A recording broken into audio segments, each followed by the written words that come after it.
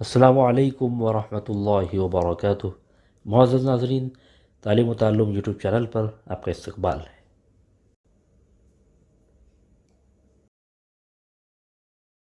سلسلہ نمبر 67، سوال نمبر 1، نبوت کے 5ویں سال تک مسلمانوں کی تعداد کتنی ہو گئی تھی؟ اے 30 مرد اور 12 عورتیں، بی 40 مرد اور 15 عورتیں، سی 30 مرد اور 15 عورتیں، ڈی 40 مرد اور 11 عورتیں۔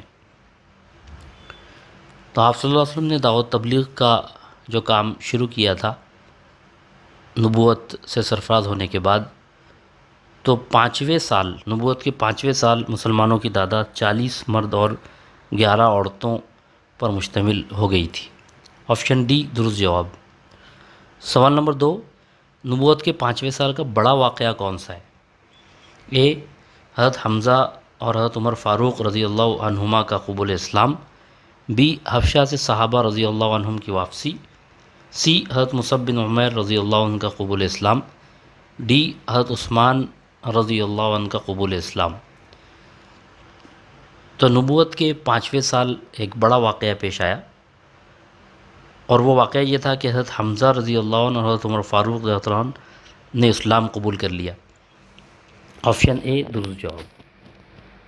سوال نمبر 3، اسلام لانے کے بعد حضرت عمر فاروق رضی اللہ عنہ کا پہلا کارنامہ کیا تھا؟ اے کفار کو اسلام کی دعوت، بی ہجرت، سی حرم میں اعلانیہ اللہ کی عبادت، ڈی جہاد۔